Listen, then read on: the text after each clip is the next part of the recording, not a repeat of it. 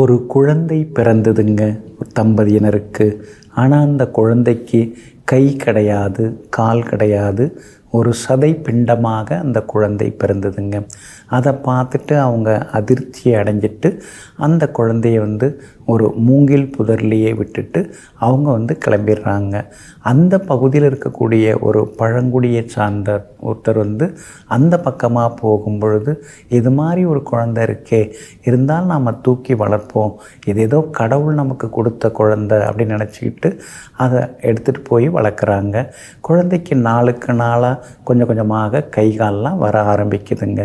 கை கால் வர ஆரம்பிக்கும்போது காலில் ஒரு கண்ணோட அந்த குழந்தை இருக்குதுங்க. அப்போ காலில் ஒரு கண், அதை பார்த்த உடனேயே அவங்களுக்கு ரொம்ப ஆச்சரியம். இது சாதாரண குழந்தை கிடையாது, நிச்சயமாக இது தெய்வீக குழந்தை தான் அப்படின்னு சொல்லி வளர்க்க ஆரம்பிக்கிறாங்க. அவங்களுக்கு அந்த குழந்தைக்கு ஒரு வேளாளர் மரபை சார்ந்தவங்க, அதை வயதானவங்க பால் கொண்டு குடிக்க கொடுப்பாங்க அந்த குழந்தைக்கு. ஒரு நாள் அந்த மாதிரி பால் குடிக்க கொடுக்கும் பொழுது அந்த குழந்தை ஒரு அரை டம்ளரில் இருக்கிற அந்த பாலை குடிச்சிட்டு மீதி பாலை நீங்கள் குடிங்க அப்படின்னு சொல்லிட்டு தினந்தோறும் அவங்களுக்கு பால் கொடுக்குற அந்த வயதான தம்பதியருக்கு கொடுக்குது அந்த குழந்தை. அவங்களும் உடனே சரி குழந்தை கொடுக்குறான் நாம் குடிப்போம் அப்படின்னு சொல்லிட்டு குடிக்கிறாங்க. குடித்த உடனேயே அந்த எச்சப்பாலை குடித்த உடனேயே அவங்களுடைய முதுமை எல்லாமே விலகி அவங்க ரொம்ப ரொம்ப இளமையாக மாறிட்டாங்க. இதை பார்த்த உடனேயே எல்லாருக்கும் ஒரே ஆச்சரியம். அதுக்கடுத்து அந்த குழந்தை பெருசாக வளர்ந்து வராரு. சின்ன குடில், அதாவது ஆசிரமம், அங்கே தங்குறாரு.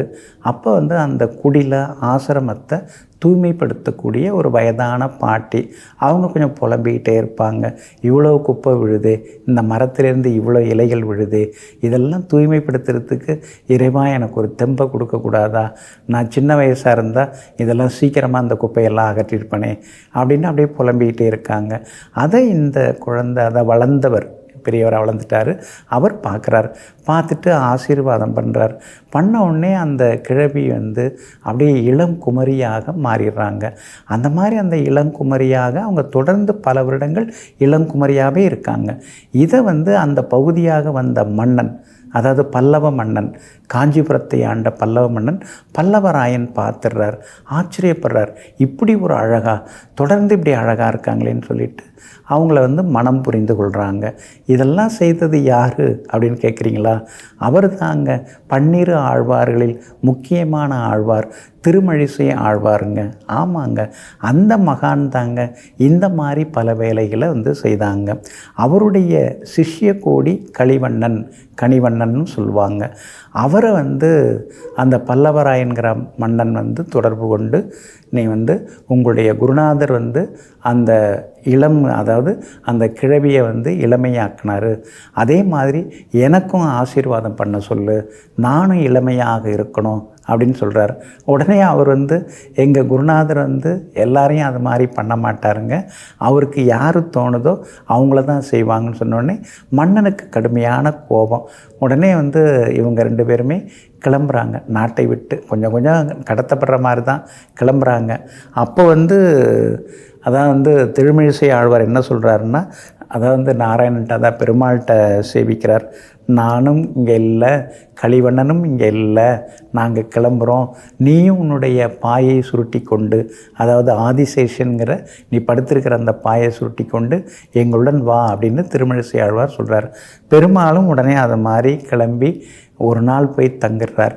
தங்கிட்டு அப்புறம் மறுநாள் மீண்டும் அந்த கோவிலுக்கே வந்துடுறார். அந்த ஒரு நாள் போய் பெருமாள் தங்கியிருந்த ஊர் தான் ஓரிக்கை அப்படிங்கிற ஊர். இன்றைக்கும் காஞ்சிபுரத்தில் இருக்க ஓரிக்கை, அந்த ஊர் தான் அந்த மாதிரி பெயரில் அழைக்கப்படுதுங்க. நான்காவது ஆழ்வாராக தை மாதத்தில் இன்றைய தினத்தில் மகம் நட்சத்திரத்தில் இந்த மகான் அவதரிச்சிருக்காருங்க.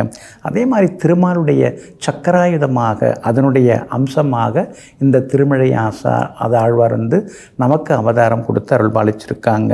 அதாவது நான்முகன் திருவந்தாதி, அதுக்கடுத்து வந்து திருச்சந்த விருத்தம், இந்த 2 நூல்கள் அவங்க எழுதியிருக்காங்க. ஒவ்வொரு பாடலும் அருமையான பாடல்கள். தேனொழுக பெருமாளை பற்றி பாடியிருக்காங்க. இதில் ஒரு பாடல் படித்தாலே நம்ம உள்ளம் உருகும், மனசு இளகும், இறைவனை அடைவதற்கான வழிகள் உடனுக்குடனேயே கிடைக்க ஆரம்பிக்கும். அப்படிப்பட்ட இந்த திருமழிசை ஆழ்வாராகிய 12 ஆழ்வார்களில் பலம் கடைந்த அந்த ஆழ்வாருடைய ஜீவசமாதி எங்கே இருக்குன்னா, கும்பகோணத்தில் சாத்தார தெரு அப்படிங்கிற தெருவில் வந்து திருமழிசை ஆழ்வார் கோவில் அப்படின்னு இருக்குது. அங்கே தான் இந்த மகானுடைய ஜீவசமாதி அமைஞ்சிருக்குங்க. அதனால் மிகப்பெரிய மகான்கள், ஏகப்பட்ட யோகிகள், தவசிகள்லாம் அவதரித்த நாடு நம்முடைய தாய் திருநாடாகிய தமிழ்நாடு, நம்முடைய இந்திய திருநாடு. அப்படிப்பட்ட இந்திய திருநாட்டிலே 12 ஆழ்வார்களிலே பலம் வாய்ந்த ஆழ்வாராகிய திருமழிசை ஆழ்வாருடைய அவதார திருநாளாகிய இன்றைய தினத்திலே அவர் அருளிய பாடல்களை எல்லாம் பக்தியுடன் படிப்போம். எல்லா வகையிலும் அவருடைய வரங்களையும் பெறுவோம். நெஞ்சிற்கினியவர்களை மங்கள வாரமாகிய இன்றைய நாள் உங்களுக்கு மகிழ்ச்சியை அள்ளித்தரும் அற்புத நாளாக அமையட்டும். மீண்டும் நாளை காலை சந்திப்போம். நன்றியுடன் உங்கள் ஜோதிட முனைவர் KP வித்யாதரன். வணக்கம்.